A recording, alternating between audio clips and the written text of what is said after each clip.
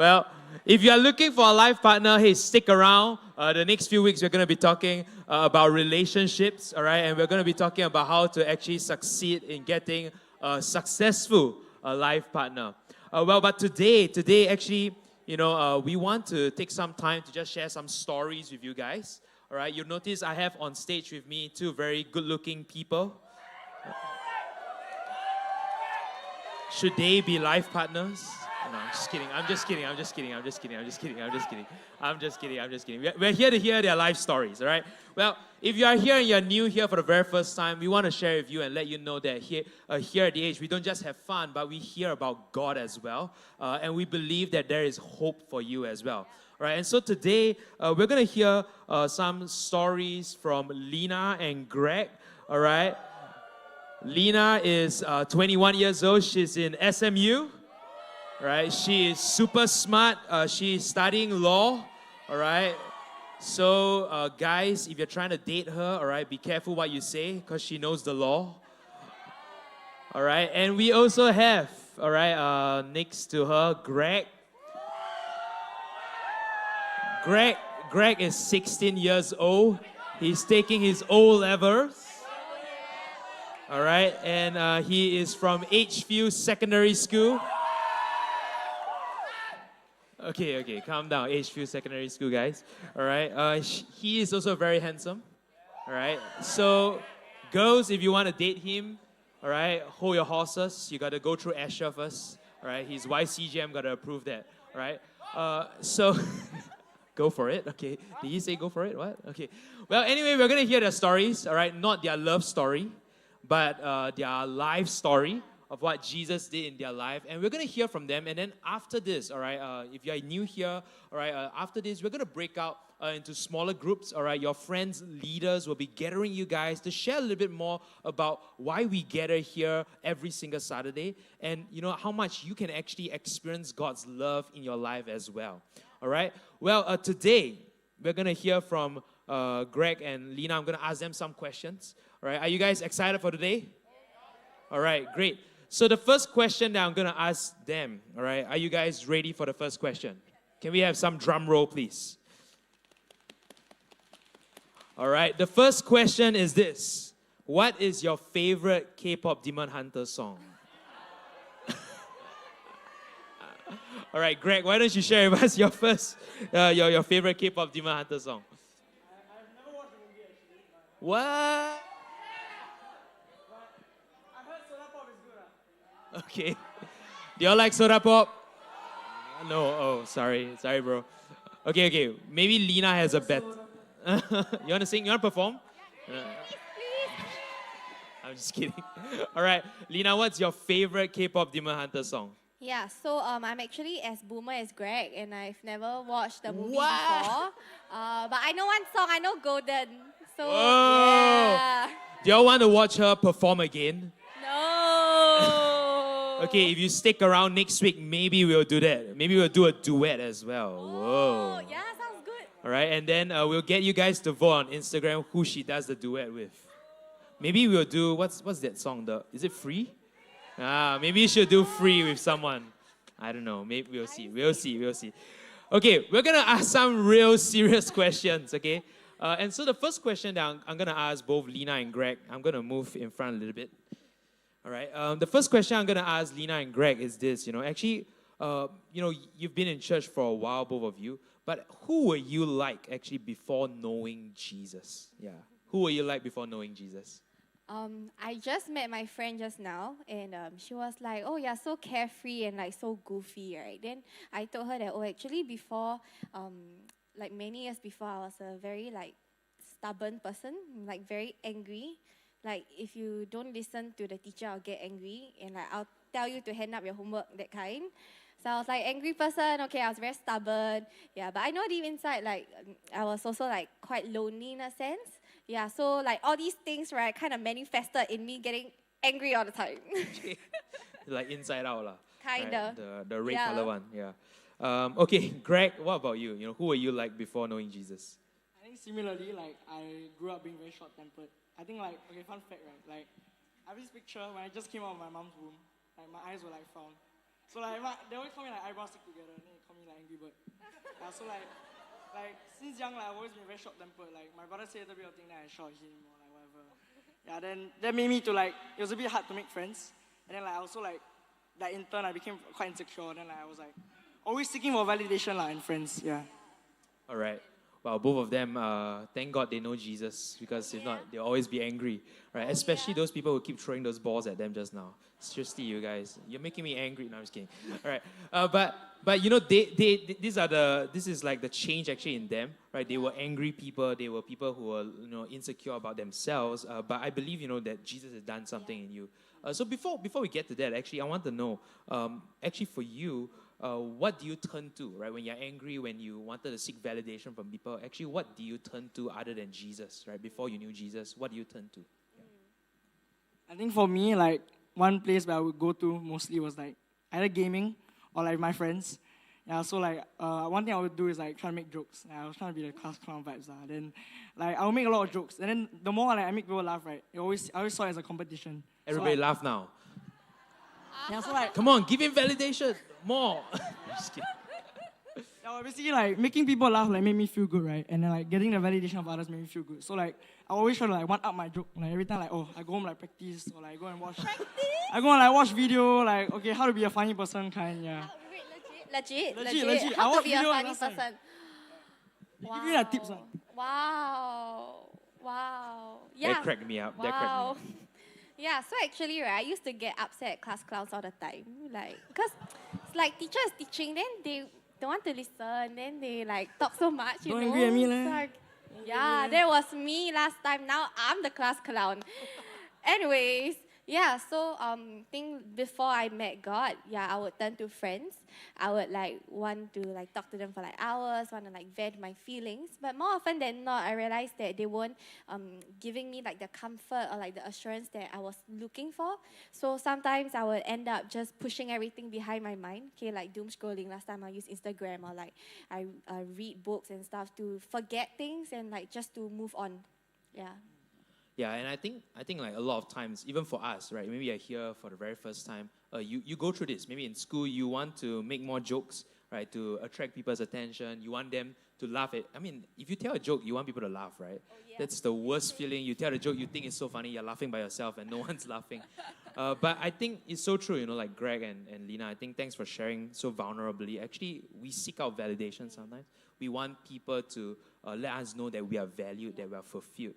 And so I think through that journey, actually, for you, I think you're very different now, right? The way you describe yourself in the past, I cannot believe that that's who you are today. You are completely different from who you were in the past. But actually, for you, when you know Jesus, actually, what was the thing that convinced you that Jesus was real and that you wanted to have a relationship with him? I was in an environment where there were many Christians around me. They would like say they go to church on the weekends. And because my family aren't religious, so I didn't have like an idea of who God was. And what was constantly in my mind was like, why do they go to church all the time? And when I first came to TheEDGE, what actually attracted me were the people here. Like everyone's really friendly. I like the vibes, the atmosphere here. Then people would tell me things like, I prayed and God spoke to me and God told me da-da-da-da. Then like God showed me his love, whatever. And to me, it was like, wow, that sounds good to have, but I've yet to experience it for myself. Yeah, so when I went for next that weekend, it was the September holidays actually, and I remember telling my leaders, no, I don't want to go, I want to do my homework. But deep down I knew that even if I didn't go, I won't do my homework anyways. So yeah, anyway, so I went the next day weekend, and it was at that point where I first like experienced God's love for myself, and like God spoke to me. Then I was like, wow, like everything that I've been hearing, everything that everyone else was saying is actually real, because like I experienced it myself. So that was my moment. Yeah. Nice. That's so amazing. Can we give a hand to God for that? Yeah. What about you, Greg? You know, what was the moment that convinced you that Jesus is real? I think for me, it was the start of 2021. Like, my father was a Christian, but Jesus was rarely ever brought up, right? And then, like, randomly at the start of 2021, it's my PSLE, I remember. Then, like, he suddenly, like, make me and my two brothers, like, read the whole of John. Then, like, I was very, like, not interested, I just, like, don't want to read. Every time I read, just, read for the sake of reading kind. And then, like, after my PS, I remember, like, my brother invited me to TheEDGE. And I was like, okay, I'm quite free now. So I just like decided to come. And like the moment like I stepped into the building, I remember like feeling like it's like a different like feeling, like something I never felt before. Like even before like the service started, like when like people were greeting me and stuff, and like I remember doing worship, like suddenly felt like this kind of peace that I've never experienced in my life. And like the pastor was talking about how like Jesus wants a personal relationship with me, and he can give me hope lah, and like he can be there for me. And I was like, okay. At that moment, I was like, wow, immediately I knew like this is who I needed in my life, and like I realized that okay, only Jesus can truly satisfy like all my needs. Exactly, that's good. Come on, let's give God a hand for that. You know, I think it's so true, and maybe you're here, this is your first time joining us, right? Maybe you're here and you're wondering what's all this about. Actually, like what Greg and Lena both mentioned, actually, there is an opportunity for you to know this Jesus personally as well. You know, because it wasn't forced upon them, but they came in, they experienced something, and Jesus, God actually reached out to them and spoke to them, and that's why you know that God is real, right? Well, I think then, you know, moving on from there, actually, I think Jesus has definitely done a work in your lives. But moving on from there, what actually, for you right now, do you feel has been the biggest change that you've seen in your life? Yeah, what's the biggest change you've seen in your life? I think for me, it's definitely like friendships. Like I used to view friendships as something that, like for me to feel good, you know, like I make friends so that I can be popular, so I can fit in kind. But now, like ever since I knew Jesus, right, I realized that okay, I actually don't have to go to friends or people for attention or for acceptance, because like Jesus already gave that to me. Yeah, so like now, like I think God like has called me like just to be a blessing to the people around me, like to love others, just to like instead of like always seeing friendship as a transactional thing, like how about just like, hey, how can I like bless this person? How can I like love this person kind? Yeah. It's good. That's really good. But you should still laugh at his jokes, okay? All right, even Please- though he please doesn't do, seek please do. validation. All right, Lena, what about you? Yeah, you got a joke now? Don't have? Okay. Okay. Yeah, I think for me was really how I saw myself. Like God really changed my identity. It used to be like wow, I scored 90 for my math test. I'm a awesome mather. I'm a math queen. And like then when I get 9 out of like 20, and I'm like, oh, now I'm not a math queen anymore. Yeah, and like, God really like changed my identity in how I viewed myself. Like now I don't have to like carry on those baggages, like the need to be good, the need to like look good to other people. And with that like baggage removed, you know, God really helped me to pursue like the things that He's placed in my heart with joy, with freedom, and also with purpose. Yeah. It's great. Yeah, and I think you can really see that in Lena and Greg's lives. They are people who are unashamed of what Jesus has done in their lives. That's why they are here sharing, right, with all of us. And I think it's because, you know, God has brought some form of contentment in you, right? You're not seeking out people's validation or trying to get people to like you, because Jesus has fulfilled that in your life, has satisfied that in your life. And so with that said, actually, you know, even though we can be satisfied in our lives, we can feel like, oh yeah, I'm contented with where I'm at. When you look at the future, sometimes it's still scary, right? Greg, you are taking your O-levels this year, right? Very interesting and scary time, right? How many of you here are taking your O-levels this year? All right, well, we'll pray for you guys, right? Oh, yeah. But it's not an easy exam to take. I can imagine that. And Lena, you know, as a law student, this is year one. Year two, all right, it's intense. There's a lot to think about in the future. And so my question to you is this, actually, how do you look towards the future now that you know Jesus? Yeah. Wow.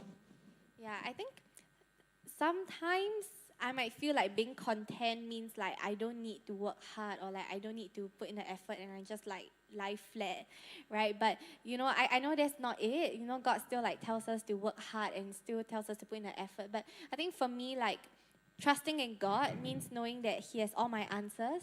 Like I have many questions, and I know that I can find these answers in God. And even if I don't know what's going on, I know that like God will lead me to the right place at the right time. And that's what I've been holding on to. Yeah. That's good. What about you, Greg? How do you look towards the future, even with O-levels coming up soon? Yeah. I think for me, it's like, I always go back to this verse. It's Hebrews 7, verse 19. It talks about how like the law was never perfect, but we can have hope, confidence, and trust in God. And I feel like many times, right, like even during prelims, like I just finished my prelims, right, I didn't do as well as I expected. But like no matter how like low I can be, no matter how high I can be, right, I can always have like confidence and hope. like in Jesus and what He can do. Like always going back in prayer, always going back to the Word, and like God can always like fill me afresh with His presence. That's really good. Yeah, and I agree with that. And today I want to let everybody here know that actually there is hope for you. You know, what Greg and Lena experienced, they experienced a life transformation. And now today their life is filled with hope. They can look towards the future, even though it's uncertain. You're not sure about your life. Maybe you're here in this room. You're not sure about your O-levels or your A-levels. Maybe you're not sure about your FYP or what you're going through in your family. But I want to let you know that there is hope for you. The Bible says in Romans 15 verse 13, God is the source of hope. And He will fill you constantly with joy and peace because you trust in Him. And then you will overflow with confident hope through the power of the Holy Spirit. And I believe this is a word for many of you here in this room, that God is hope to you. Right? And so I think before we end even this segment and your friends' leaders gather together and share more about their own life story, right? Before we do that, I want to ask one last question to both Lena and then to Greg, all right? And that is, if there's someone here that has not known Jesus before, do not know Jesus, have never invited Jesus in their life before, actually, what would you want to say to them? Wow. So many things I want to say, but I think Jesus is like the best prize that you can ever find. He's like the greatest treasure. It's like the most worthy thing you can like chase after and pursue after in your life. Yeah. Great. I think I will tell y'all that Jesus is real. He loves you. And I think like for my life, I can't speak for you, but for my life, like choosing to say yes to Him, choosing to follow Him was the best decision I made in my life. And I'm sure like if He's done so much in my life, He can do so much through you also. Amen. That's so good. Come on, can we give both Greg and Lena a hand? I really think that, you know, what they share, right, it's something that, you know, for you, if you are new here, this is your first time joining us at The Edge, you're wondering, oh my gosh, these people play with bacon, like what's going on, right? Well, we want to let you know that we're doing all this because we believe that your life can be transformed. We believe that you can receive hope, that Jesus is real, and that He loves you so much, all right? So right now, what we're going to do is we're going to break out into smaller groups, all right? Your Friends Connect group leaders are going to just gather you guys, share a little bit with you guys, and give you an opportunity actually to respond, to invite Jesus into your life as well, all right?